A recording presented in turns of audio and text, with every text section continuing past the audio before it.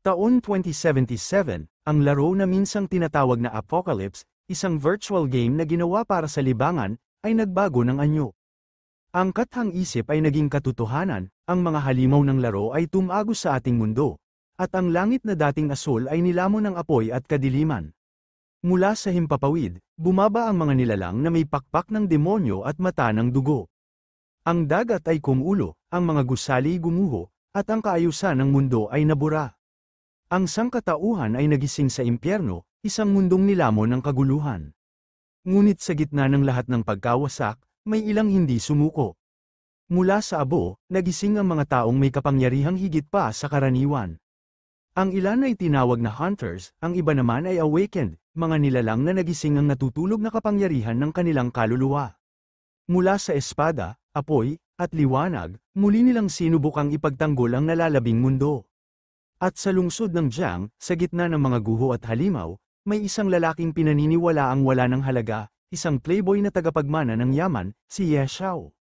Ngunit sa panahong lahat ay bumagsak, siya lamang ang nanatiling nakatayo.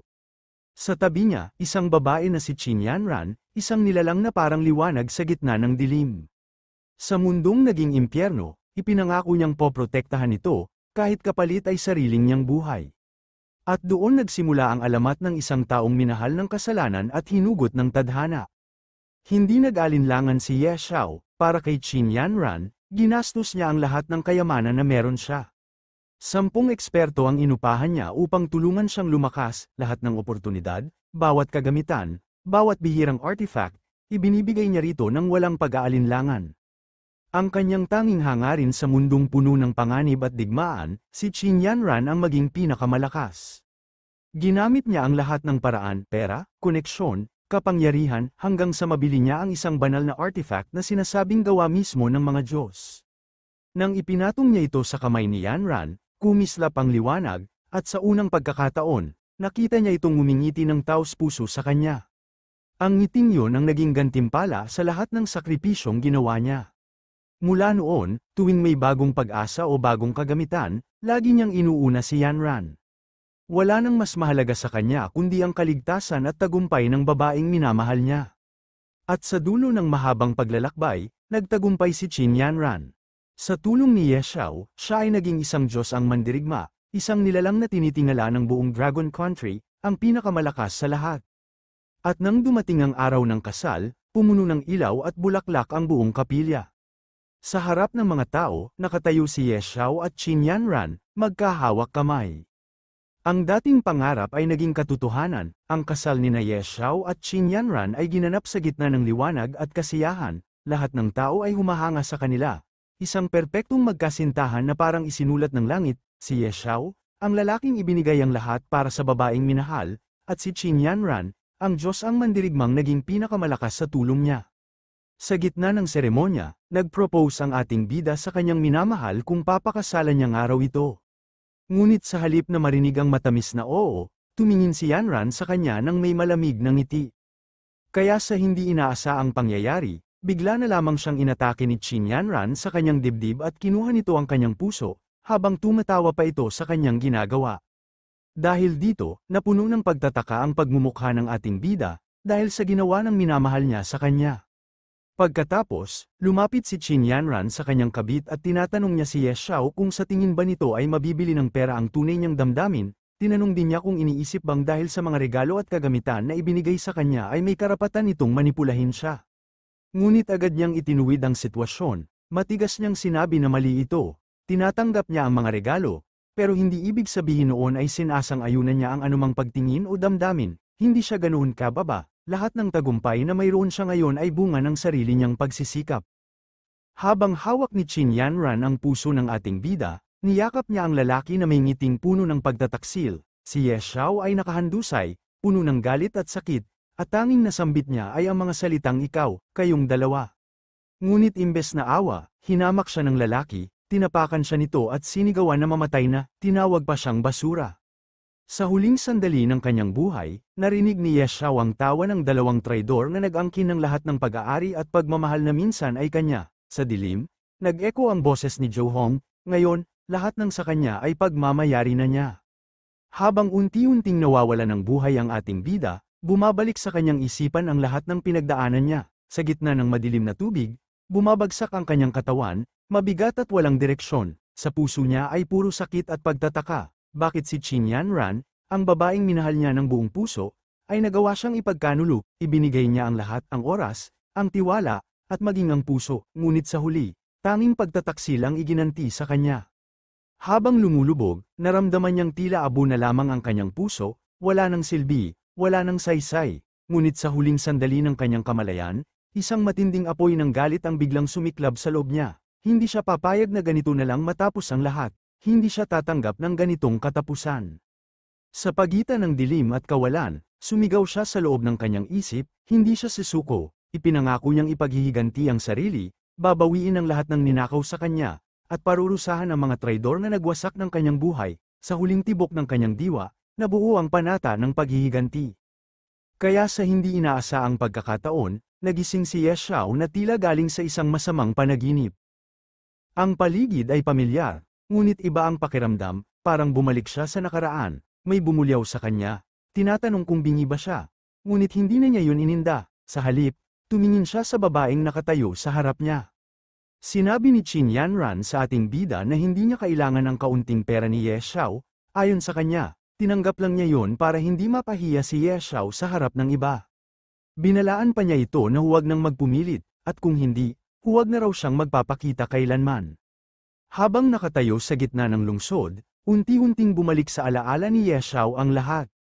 Bigla niyang naalala, isang linggo pa lang bago bumagsak ang laro na tinatawag na Apocalypse, hawak niya ang card na naglalaman ng 200,000 yuan, ang buwanang allowance ni Qin Yanran. Sa sandaling yun, napagtanto niya ang totoo, nabuhay siyang muli. Sinabi ni Qin Yanran hindi alam ni Ye Xiao kung gaano kahirap para sa kanya ang tanggapin ng pera nito. Marami raw ang tumatawag sa kanya na gold digger, at pinagtatawanan siya ng mga kaklase nila, ngunit ayon sa kanya, mali ang iniisip ng lahat, ang ginagawa raw niya ay para sa kabutihan ni Ye Xiao. Tahimik lang si Ye Xiao habang nakikinig, nang tumalikod siya, marahang nilinggan siya ng babae, may halong kumpiyansa at pang-aasar. Lumapit ito at nakangiting nagtanong kung nagsisisi na ba siya.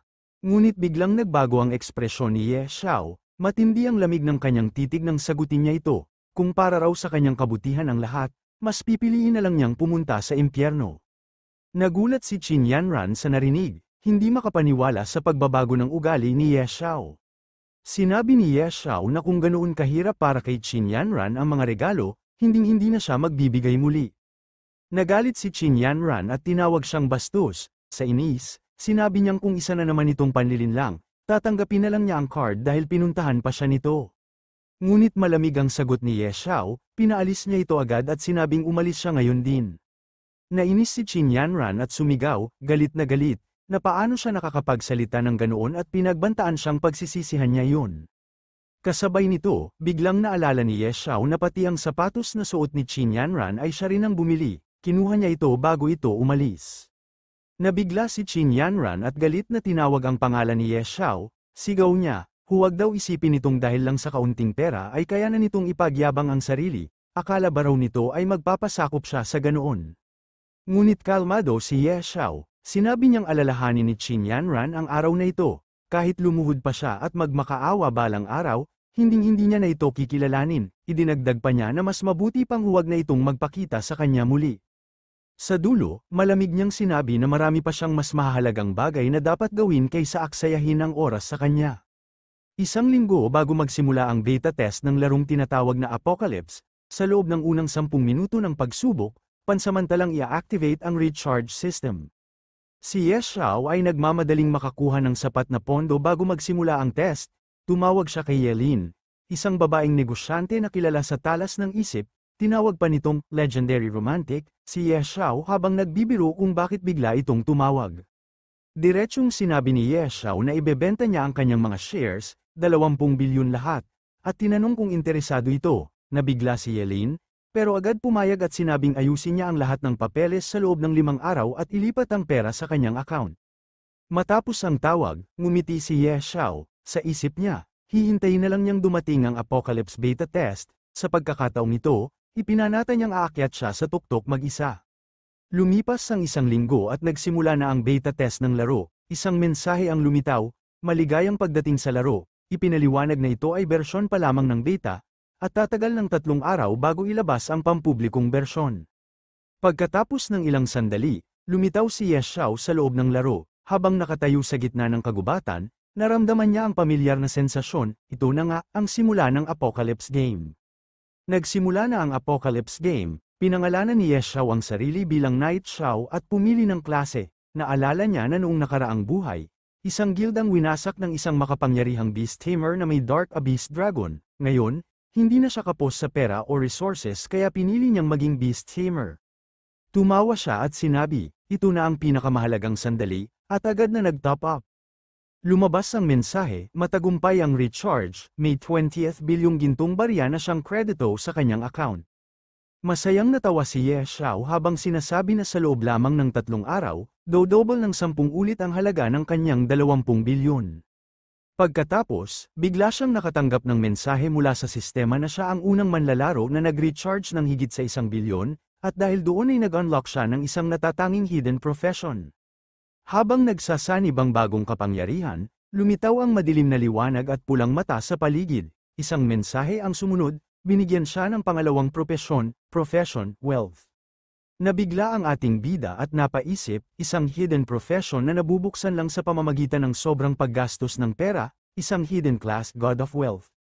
Kasunod nito, nagpakita mula sa liwanag ang palaka ni Jiraiya habang napapalibutan ng mga gintong barya at may nag-aalab na pulang mga mata. Habang nakatitig kay Ye Xiao, sinabi niyang hindi niya inakalang isang bata ang magpapalaya sa kanya. Nagulat si Ye Xiao at napatingin dito, sabay tanong kung saan galing ang palakang yon. Napaisip din ng ating bida kung galing bang araw ito sa anime na kanyang pinapanood dati. Galit na sumigaw ang palaka at tinawag na bastos si Ye Xiao. Tumayo ito ng tuwid at ipinakilala ang sarili. Sinabi niyang siya si Abiso, ang tagapagsanay ng yaman, at si Ye Xiao ang ika-700 at 9 na Diyos ng yaman na kanyang tuturuan. Tumingala si Ye Xiao at may halong pang-aasar na tinanong kung isang palaka ba talaga ang magiging tagapagturo niya sa yaman. Sinabi pa niyang parang nagbebenta lang ito ng mga produktong pampinansyal. Nainis si Abiso at sumigaw, tinawag siyang bastos at sinabing ipapakita niya kung ano ang tunay na yaman. Biglang kumislap ang gintong liwanag at lumabas ang mga kakayahan ng Diyos ng yaman. Una, kayang dumami ang kanyang ginto ng 1% araw-araw. Pangalawa, hindi siya mawawala ng yaman kahit mamatay. Pangatlo, may pambihirang swerte siya na dala ng kayamanan. Pang-apat, tumataas ang kanyang alindog sa bawat kabutihang pinapakita, at panghuli, bawat milyon na ginagastos niya ay nagbibigay ng dagdag na lakas at katangian sa kanya bilang isang Diyos ng yaman. Dahil dito, nabigla ang ating bida sa kanyang nalaman. Namangha si Ye Xiao at napansin kung gaano karaming kakayahan ang taglay ng klase ng Diyos ng yaman kaya naintindihan niya kung bakit ito isang hidden class, pero napaisip siya dahil wala namang kakayahang pang-atake sa mga yon.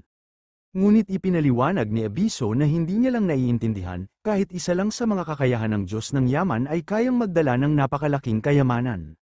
Habang nag-iisip, napagtanto ni Ye Xiao na dahil sa kakayahang wealth rolling in, kung mayroon siyang 2.2 bilyong ginto, madadagdagan yon ng 22 milyon araw-araw. Idinagdag pa ni Abiso na sa kapangyarihang power of the wealth god, bawat milyong ginto na ginagastos niya ay nagbibigay ng isang dagdag na attribute point, hanggang sa 100 puntos araw-araw. Ngumisi si Ye Xiao at sinabing sobrang lakas ng klase bilang Diyos ng yaman, naalala niya na sa nakaraan niyang buhay ay ginastos niya ang lahat ng pera niya kay Qin Yanran, pero ngayon ipapakita niya sa mundo ang tunay na kapangyarihan ng pera. Nagpupumigla si Abiso at sinabihan siyang ibaba siya agad.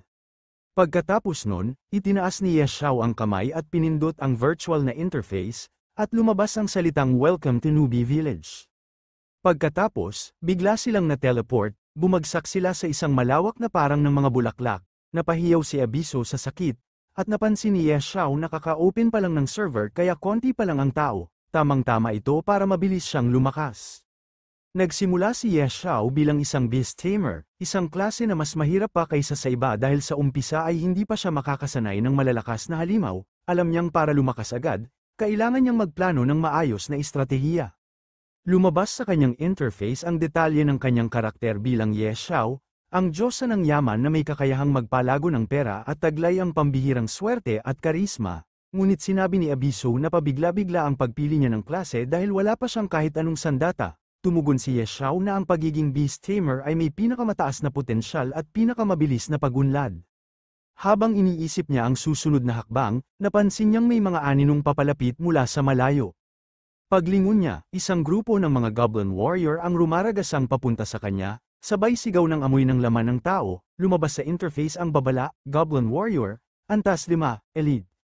Napuno ng pawis ang pagmumukha ni Ye Xiao dahil isang elite agad sa unang laban niya at napakamalas niya. Nag-isip siya kung lalaban ba o tatakas, pero mabilis nang tumakbo si Abiso, napailing si Ye Xiao at napasigaw, ang bilis tumakbo ng palakang ito, sinabi ni Abiso na wala nang dapat pag-isipan, wala siyang sandata, halos hubad pa, at kalaban ng level 5 elite, kaya mas mabuting tumakbo na lang. Dahil dito, tumakbo na din ang ating bida ng napakabilis upang iligtas ang kanyang sariling buhay. Pagkatapos makaligtas, nakarating si Ye Xiao sa pangunahing lungsod, halos mamatay siya sa simula pa lang at labis ang kanyang pagkapagod. Habang naglalakad, ramdam niya ang kahihiyan dahil ngayon lang siya naranasan mapahiya ng ganoon. Sa paligid, napansin siya ng ilang manlalaro na nagulat nang makita ang kanyang klase, hindi sila makapaniwalang may taong pumili ng Beast Tamer. At lalo silang nagtawanan nang makita ang kanyang alaga, tinuro nila ang palaka at natawa pa ng malakas. Agad namang sumagot si Abiso ng galit, tinawag silang lahat na mga hangal pati buong pamilya nila. Habang papalayo na si Ye Xiao, pinagtawanan pa siya ng mga adventurer sa paligid. Narinig yun ni Abiso at agad sumagot ng may inis, sinasabing may binebentang itlog ng halimaw sa lungsod at bumili na lang siya roon. Ngunit kalmado lang si Ye Xiao at sinabing hindi siya makukuntento sa mga karaniwang halimaw. Tinanong siya ni Abiso kung ano ang gusto niya, at ngumiti ang ating bida habang sinasabi na alam niya ang isang tagong dungeon kung saan may itlog ng halimaw na antas Diyos sa pugad ng dragon. Agad siyang naglakad papunta roon, ngunit nagulat si Abiso at sinabing nababaliw na siya dahil level 1 pa lang siya at ang mga pumapasok doon ay level 100 pataas. Hindi na siya sumagot at tumingin lang sa harapan. Sabay sabi ng tahimik na alam niya ang ginagawa niya at dapat na silang magmadali. Habang paakyat ng hagdan si Ye Xiao, bigla siyang pinigilan ng isang matandang lalaki na may hawak na tungkod. Sinabi nitong hindi yun lugar para sa kanya at bumalik na lang siya kapag mas malakas na siya. Tanging may dalang liham ng rekomendasyon mula sa pinuno ng lungsod ang makakapasok sa Supreme Hall. Napatingin si Ye Xiao sa tag ng lalaki at nagulat nang makita na isa itong Grand Archmage na level 80, sa isip niya. Kaya pala napakagarbo ng lugar na ito, kahit ang bantay lang ay isang Archmage na ganoon kataas ang antas. Sinabi ng ating bida sa Grand Archmage, wala siyang liham ng rekomendasyon.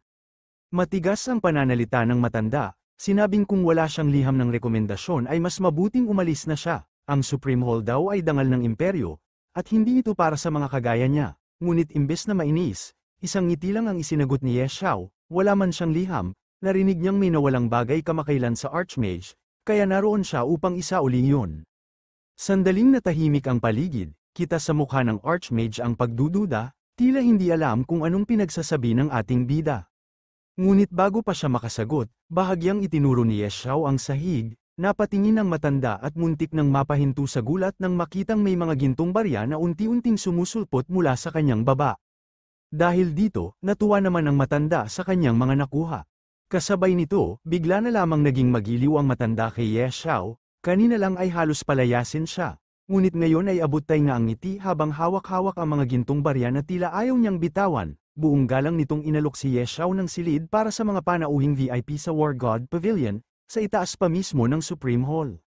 Nagtanong naman ang ating bida sa matanda kung pwede ba niyang ibalik ang kanyang tapang tulad kanina. Umubo naman ang matanda at sumang-ayon sa nais ng ating bida. Natuwa si Ye Xiao dahil mas maganda daw itong pakinggan. Makalipas ang ilang sandali, habang naglalakad si Ye Xiao sa loob ng Supreme Hall, agad niyang napansin ang dalawang higanteng golem na nakapwesto sa magkabilang gilid ng bulwagan. Ang isa ay may antas na level 80, at ang isa naman ay level 100, parehong may titulong, Supreme Hall Honor Knight Golem, maging si Abiso ay namangha, sinabing totoong ang karapat-dapat sa pangalan nito ang Supreme Hall, sa lakas pa lang ng mga golem, kayang-kaya na raw nitong mangibabaw kahit sa buong Novice Village. Ngunit hindi man lang nagpakita ng interes si Ye Xiao, kalma niyang sinabi na hindi siya interesado, dahil para sa kanya, wala pang golem doon ang karapat-dapat sa kanya. Habang naglalakad siya papasok, Isang malakas na tinig ang umalingawngaw, isang malaking nilalang na nakasuot ng itim na baluti ang biglang lumitaw at tinanong kung sino ang nagbigay permiso sa kanilang pumasok. Tahimik lamang si Ye Xiao habang nakatitig dito, hindi nagpapakita ng takot ni paggalang. Lumapit siya ng marahan, at sa harap ng higanteng sundalo, binanggit niyang nais niyang kumuha ng divine level na Golem Guardian. Halatang nagulat ang nakabaluting bantay. Halos hindi siya makapaniwala at agad na sinabi na imposibleng magpaupa ng ganong antas ng golem, napakabihira at napakahalaga ng mga iyon. Dagdag pa niya, base sa kakayahan ni Ye Xiao, sapat na raw ang isang level 80 guardian, ang divine level ay isang luho na siguradong hindi niya kayang bayaran. Ngunit ngumiti lang si Ye Xiao, itinaas niya ang kanyang daliri, at may kumpiyansang sinabi, 1 bilyong ginto kada araw. Napuno ng pawis ang mukha ng bantay at bahagya siyang napatigil. Napabuntong hininga ito at nagsabing, kahit 1 bilyon pa, teknikal na imposibleng mangyari iyon. Ngunit agad niyang binawi ang sarili, at may halong kaba at pag-asa na nagsabi na sa huli, ang mga patakaran ay ginagawa rin ng mga tao, nagkataon daw na may kakilala siyang isang divine level na spellcaster na posibleng makatulong. Nagulat naman dito si Abiso, sa tono ng pagkagulat nito, halos mapasigaw siya sa tuwa habang sinasabing ang spellcaster ay isang nakatagong uri ng klase, isang napakabihirang taglayin kahit sa pinakamalalakas na manlalaro. Sinabi ng ating bida na ang mga divine level spellcaster ay napakamakapangyarihan at maraming kakayahan, kaya nilang magbigay ng proteksyon, depensa, at atake, lahat sa iisang tao lang. Dahil doon, napaisip ang kausap niyang sundalo at agad na sumang-ayon na tamang ang magandang ideya na kunin ang ganung uri ng kakampi mula pa sa simula. Sinabi ng bantay na kaya niyang tawagin ang spellcaster anumang oras, ngunit kailangan muna niyang malaman kung kailan ibabayad ang 1 bilyon. Sagot ni Ye Xiao, na mas mabuting pirmahan muna nila ang kontrata ngayon, at magbabayad na lang siya kapag kinakailangan. Sinabi ng bantay na kapag napirmahan na ang kontrata, agad niyang ipapatawag ang divine level spellcaster. Tumango naman si Ye Xiao at kalmadong sumagot na mas mabuti nga kung mas maaga, dahil limitado lang ang oras niya at kailangan niyang matapos agad ang kanyang layunin. Pagkatapos mapirmahan ang kontrata, agad na lumitaw ang isang mahiwagang bilog sa sahig at mula rito ay lumabas ang isang babae na may mahabang buhok at suot na pulang kasuutan, agad siyang nagsalita at tinanong kung sino raw ang batang ng ahas na gumawa ng kontrata sa kanya. Nagulat si Ye Xiao at hindi makapaniwala na ganun kabilis ang pagdating ng nilalang. Ipinakilala ng babae ang sarili bilang si Dolores, isang divine level spellcaster, ayon sa kasunduan. Susundin daw niya ang lahat ng utos ni Ye Xiao sa loob ng 24 na oras. Napatingin naman si Ye Xiao at napansin na hindi niya kayang basahin ang kahit anong detalye tungkol sa antas ni Dolores, sobrang taas ng kanyang level para maska niya. Lumapit si Dolores kay Ye Xiao, marahang hinawakan ng kanyang baba at may mapang akit ng ngiting nagsabing sabihin niya lang kung ano ang kailangan niya at siya na raw ang bahala sa lahat. Medyo napatulala si Ye Xiao sa sobrang lapit nito. Pagkatapos, ngumiti siya at magalang na nagsabi na kinuha niya si Dolores para sa isang mahirap na misyon. Tumawa lang si Dolores at sinabing, mahirap, wala raw dungeon sa lugar na hindi niya kayang talunin, kahit pa ang Goblin King at buong pamilya nito, kaya niyang pabagsakin sa isang iglap. Ngumiti si Ye Xiao at sinabing huwag na silang mag-aksaya ng oras, ibinili niya kay Dolores ang laban, at agad naman itong sumang-ayon, handang sundan siya kahit saan. Pagdating nila sa dungeon, walang pag-aalinlangan si Dolores na agad itinaas ang kanyang tungkod. Sa isang iglap, lumitaw ang napakalaking bowl ang apoy sa itaas niya, nagliliyab na parang araw, habang kumikislap ang paligid, isa-isa niyang pinakawalan ang mga naglalakihang fireball na bumagsak sa mga goblin. Sa bawat tama ng apoy, lumalabas ang napakalaking damage numbers, milyon ang bawas sa bawat kalaban, napatulala si Ye Xiao at napangiti nang makita yon. Nagbiro pa siya sa isip na parang pinapakita ng mga goblin ang mga numero ng cellphone nila sa sobrang tindi ng tama. Pagkatapos ng malakas na atake, puro abo at usok na lang ang natira. Sa tabi niya, kalmadong nakatayo si Dolores, hawak pa rin ang tungkod habang unti-unting naglalaho ang apoy sa paligid. Galit namang sigaw ng kasama ni Ye Xiao na dapat ubusin ni Dolores ang lahat ng goblin dahil muntik na raw siyang mapatay ng mga ito kanina. Nang makita ng ibang manlalaro ang nangyari, nagulat silang lahat sa lakas ng spellcaster na kasama ni Ye Xiao, hindi sila makapaniwala sa mga numerong lumalabas bilang damage, sobrang taas na parang imposible. Isa sa kanila ang napabulong kung totoo ba ang nakikita niya, dahil mukhang may kasama raw si Ye Xiao na isang spellcaster na napakalakas, isa pa ang nagsabi na parang hindi ordinaryong spellcaster yun, Kasi wala itong ipinapakitang level, baka raw gumagamit ng hack. Pero agad namang tumanggi ang isa, sinabing walang ganun sa laro, ang totoo raw, malamang ay isa itong sobrang high-level na NPC na kinuha ni Ye Xiao bilang kasama, halatang manghang-mangha silang lahat sa spellcaster na yun. Pagkatapos ng laban, biglang nagliwanag ang paligid ni Ye Xiao, sunod-sunod ang tunog ng mga notification sa kanyang sistema. Binati siya ng system dahil umabot na siya sa level 10, nagbigay ito ng karagdagang attribute points para sa kanya. Isa pa ulit, siya raw ang unang manlalaro sa buong Novice Village 9,527 na nakaabot sa level 10, kaya nakatanggap pa siya ng bonus points. At hindi pa doon nagtapos, siya rin ang unang manlalaro sa buong mundo na nakaabot ng level 10, kaya nabigyan siya ng malaking karagdagang puntos at ng titulo na Speed Ascender. Namangha naman dito si Abiso dahil hindi pa nga umaabot ng level 5 ang ibang manlalaro, pero siya, level 10 na agad, halatang labis ang pagkagulat at paghanga nito kay Ye Xiao. Pagkatapos umabot ni Ye Xiao sa level 10, biglang naglabasan ang mga world announcement sa buong laro. World announcement, ang manlalarong si Night Sorrow ay matagumpay na umabot sa level 10, na unlock na ang world leaderboard. Nagulat ang lahat ng manlalaro sa anunsyo, hindi pa nga lumilipas ang isang buong araw mula nang magsimula ang laro. Pero may umabot na agad sa level 10, marami ang nagtanong kung sino si Night Sorrow, ang iba ay nagsabi na siguradong sobrang lakas niya. Habang ang iba naman ay nagdududa na baka isa siyang GM o game tester, may ilan pang nagsabing gusto nilang sumunod sa kanya para makasabay sa pag-asenso. Sa kabilang banda, isang lalaking nakaputi ang mabilis na kumikilos sa gitna ng labanan, ang bawat galaw ng kanyang espada ay mabilis at tiyak, pinuputol ang mga goblin na parang wala lang. Habang patuloy siyang lumalaban, lumitaw sa gilid ng kanyang paningin ang status screen, Stealth Walker, Level 3, napabuntong hininga siya. Iniisip kung bakit kahit puro elite monster na ang pinapatay niya, nasa level 3 pa rin siya, samantalang may ibang manlalaro na umabot na sa level 10. Habang iniisip niya yun, nabasa niya ang pangalan ni Ye Xiao sa Rango, isang pangalan na ngayon lang niya narinig. Bumalik sa ating bida, papunta na sila sa susunod nilang pakay, sinabi niya na tapos na siya sa paghahanda. May dagdag na attribute points siya mula sa pag-level up at mga puntos na nakuha niya dahil sa paggamit ng pera sa laro. Ngumiti siya at sinabing oras na para pumunta sa kanilang tunay na destinasyon. Nagtanong si Abiso kung yun na ba ang tinutukoy niyang hidden dungeon. Ngumiti si Ye Xiao at tumingin sa direksyon ng bundok, at sumang-ayon ito kay Abiso. Kasabay noon, lumabas ang bagong world leaderboard. Rank 1, Night Sorrow, level 10, rank 2, wala pa, rank 3, wala pa. Sa ngayon, si Ye Xiao lang ang tanging pangalan sa buong mundo na nasa listahan. Pagkatapos, narating nila ang Novice Village 9,527, malalim sa Whispering Valley. Tumingin si Ye Xiao sa paligid at kalmadong sinabi na ito ng araw ang lugar. Tahimik silang nagpatuloy hanggang sa marating nila ang isang batong may ukit na simbolo ng dragon na kumikislap ng asul na liwanag. Lumuhod si Ye Xiao at inilapat ang kanyang kamay sa bato. Dahil dito, bigla na lamang itong nawasak at nagpakawala ng malakas na aura. Nagulat si Dolores at napaatras, hindi siya makapaniwala sa presensyang naramdaman niya. Paano posible ito? Ang ganitong klase ng aura ay hindi karaniwan, isa lamang dragon ang maaaring magtaglay nito. Kasabay nito, bigla na lamang lumitaw ang lihim na dungeon. Nagtanong si Dolores, halatang naguguluhan. Hindi niya mapigil ang magtanong kung paano nahanap ni Ye Xiao ang lugar na ito. Gayong wala pang ibang manlalaro ang nakakadiskubre ng ganitong uri ng dungeon.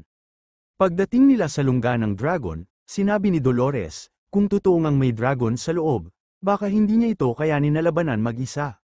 Sumang-ayon naman si Ye Xiao at kalmadong sagot niya, hindi rin naman siya ganoon katanga para harapin agad ang isang dragon, mas mabuting pumasok muna sila at tingnan ang sitwasyon sa loob.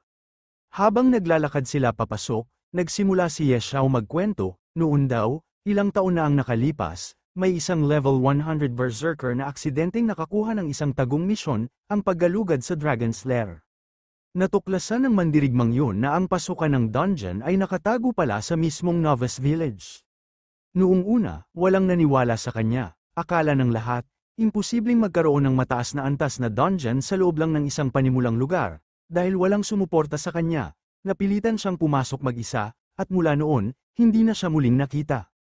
Tumingin si Dolores kay Ye Xiao at nagtanong kung paano niya nalaman ang tungkol dito. ngumiti lang si Ye Xiao at sinabing binili niya sa mataas na halaga ang battle footage ng Berserker na yun. Sa panunood niya, nadiskubre niyang may nakatagong bihirang itlog ng dragon sa loob ng dungeon, at yun mismo ang pakay niya ngayon. Nagulat si Dolores nang marinig ang sinabi ni Ye Xiao, plano raw nitong nakawin ang itlog ng dragon, hindi siya makapaniwala at agad siyang napasigaw, tinatanong kung totoo ba ang sinasabi nito. Seryosong sinabi din ni Abiso na ang pagnanakaw ng itlog ng dragon ay mas mahirap pa kaysa sa pagpatay ng isa.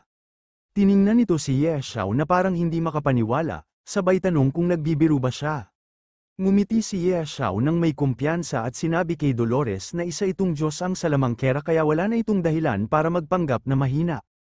Ayon sa kanya, dragon lang naman ang kalaban kaya siguradong kakayanin yun ni Dolores, ang dakilang salamangkera na kayang tapusin ang laban sa loob lamang ng ilang segundo.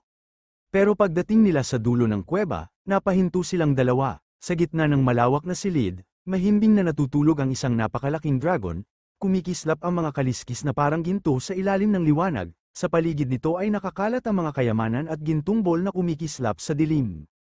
Sa ibabaw ng dragon ay lumitaw ang mensahe, banal na hatol nagniningning na dragon, antas 5. Parehong napatigil at napasinghap sina Ye Xiao at Dolores sa laki at lakas ng halimaw na kanilang kaharap. Nanlaki ang mga mata ni Dolores nang makita kung anong klaseng halimaw ang kaharap nila, isang dragon na antas 5, isa sa mga pinakamalalakas na uri, mabuti na lang at may dala siyang teleport scroll para makatakbo kung sakaling lumala ang sitwasyon.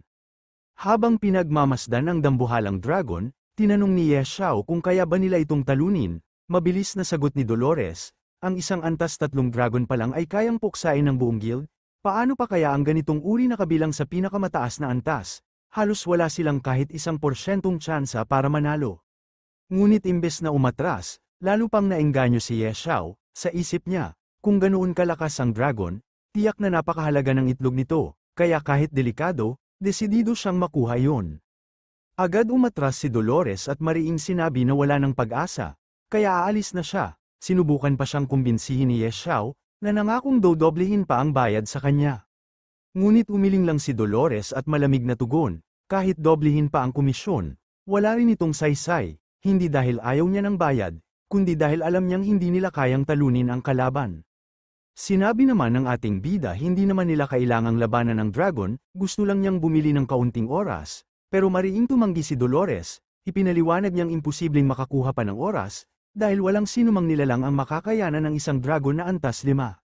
Ngunit hindi pa rin sumuko si Ye Xiao, nagtaas siya ng 3 daliri at sinabing triplehin niya ang komisyon kung papayag si Dolores. Napahinto si Dolores, halatang nag-aalangan, sa huli, napabuntong hininga siya at mariing sinabi na kung kailangang isugal niya ang buhay niya, gagawin niya ito. Ibinuhos niya ang kanyang buong lakas, kumislap ang kanyang mahiwagang tungkod, sa malakas na tinig, sumigaw siya na gagamitin niya ang lahat ng kanyang kapangyarihan, pero kaya lang niyang pigilan ng dragon sa loob ng 3 minuto. Pagkatapos nito, bigla na lamang nag-notification ang system ng ating bida, natanggap ni Ye Xiao ang mga basbas ng mga Diyos ng buhay, lakas, at bilis. Biglang lumakas ang kanyang enerhiya, ang bawat katangian niya ay nagdoble, at nagliwanag ang paligid ng asul na liwanag na tila sumisigaw ng kapangyarihan, tahimik niyang inihanda ang sarili, alam niyang sa mundong ito, ang tamang paghahanda ang susi para mabuhay. Habang pinapagana niya ang mga buff, napahanga si Dolores sa kanyang kakayahan, sa loob ng 3 minuto, binigyan niya ng lakas si Ye Xiao, pagkatapos nun, siya na ang bahala sa natitirang laban. Pagkatapos nito, sumugod si Dolores sa dragon, harap-harapan niyang hinamon ng halimaw, matapang na sinabi na kahit kinatatakutan niya ito noon, sa 3 minutong yon, luluhod din ito sa harap niya. Itinaas niya ang kanyang kamay, at sa isang iglap, naglabas siya ng makapangyarihang kasanayan, Ice Arrow. Bumagsak ang mga sibat ng yelo mula sa langit, tumama sa katawan ng dragon, at agad itong napaalulong sa sakit. Habang abala si Dolores sa pakikipaglaban sa dragon sa labas ng kuweba, maingat namang pumasok si Ye Xiao sa loob ng lungga ng halimaw. Tahimik niyang binulong sa sarili na sana ay hindi siya mahuli, dahil kapag nahuli siya, tiyak na katapusan na nila. Paglapit niya, marahan niyang hinawakan ang itlog, ngunit halos mabitawan niya ito sa sobrang bigat, napamura siya sa gulat at agad niyang tinawag si Abiso upang tulungan siya. Habang hirap silang buhatin ng gintong itlog, patuloy namang nakikipaglaban si Dolores sa labas, Halos maubos na ang lakas at oras nito, 1 minuto't kalahati na lang bago tuluyang mawala ang buff. Sa kabilang panig, napadulas si Abiso at aksidenteng natapakan ng isang bakal na helmet na nakahandusay sa lupa. Dahil dito, napansin ito ng dragon at sumigaw ito ng napakalakas.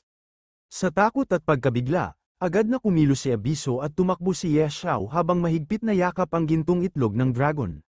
Gumamit si Dolores ng kanyang kapangyarihan upang lumikha ng pader ng yelo at pigilan ang pag-atake ng dragon. Ngunit unti-unti itong nabitak at tuluyang nabasag nang gumamit ang halimaw ng Dragon King's Breath. Dahil dito, napilitang tumakbo sina Dolores at ang ating bida upang mailigtas ang kanilang sarili mula sa naglalagablab na apoy. Pagkatapos ng matinding laban at habulan, nakahinga rin ng maluwag sina Ye Xiao at Dolores. Habang pinagmamasdan ni Ye Xiao ang itlog, dama niya ang kakaibang enerhiya na nagmumula rito. Ang mga kaliskis nito ay kumikislap sa ilalim ng ilaw, tila ba may buhay na gumagalaw sa loob. Lumapit si Dolores at tinitigan ng itlog ng may ngiti. Sinabi niyang kung sakaling mapisa ito at maging isang dragon ng ikalimang antas, magiging sulit ang lahat ng hirap at panganib na pinagdaanan nila. Sinabi pa ni Dolores na huwag kalimutan ang kanyang bayad sa naging tulong niya. Tumango si Ye Xiao at sinabing makukuha niya ang nararapat sa kanya. Ngumiti si Dolores at bahagyang lumambing ang kanyang titig. Sa sandaling yun, tumaas ang antas ng pagkagusto niya kay Ye Xiao ng 60 points. Pagkatapos nito, itinaas ni Ye Xiao ang kamay at sinabing panahon na upang makipagkasundo sa nilalang sa loob ng itlog. Tahimik na nagdasal si Abiso, umaasang hindi kakaibang halimaw ang lalabas, dahil kung magkamali sila, masasayang ang 300 milyong ginastos nila. Hindi na pinansin ni Ye Xiao si Abiso at inilapat ang kamay sa ibabaw ng gintong itlog. Biglang nagliwanag ito at nagsimulang manginig. Sa isang malakas na pagputok, nabasag ang itlog at mula rito ay lumitaw ang isang maliit na berdeng dragon. Nagulat si Ye Xiao, hindi ito ang Radiant Dragon na inaasahan niya. Lumapit si Dolores at tinitigan ng nilalang, napansin niyang iba ang kulay at anyo nito. At sa malamig na tinig ay sinabi niyang mukhang naloko sila ng tunay na dragon. Paglabas ng maliit na berdeng dragon, biglang lumitaw ang status window nito. Ang pangalan nito ay wala pa, ngunit ang uri ay Asher Sky Dragon, isang nilalang na kabilang sa antas ng mythical tier. Lahat ng katangian nito, lakas, bilis, tatag, at diwa, ay tig-500, may kakayahan itong pataasin ang pinsala ng 30% laban sa mas mahihinang nilalang, at bawasan din ang pinsalang natatanggap ng 30%. Bukod pa roon, bilang Dragon King, kaya nitong talunin ang lahat ng uri ng dragon, nagbibigay ng 50% dagdag na pinsala laban sa mga ito, at tumatanggap lamang ng kalahati ng pinsalang ibinabato sa kanya. Habang binabasa ni Ye Xiao ang bawat detalye, napalunok siya sa kaba at tuwa.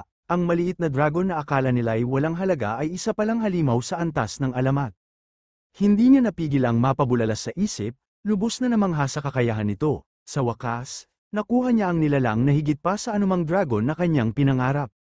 Nagulat si Dolores sa lakas ng maliit na dragon, sa 500 na lakas kahit antas 1 pa lang, kaya nitong maglabas ng hiningang may higit 2,500 pinsala.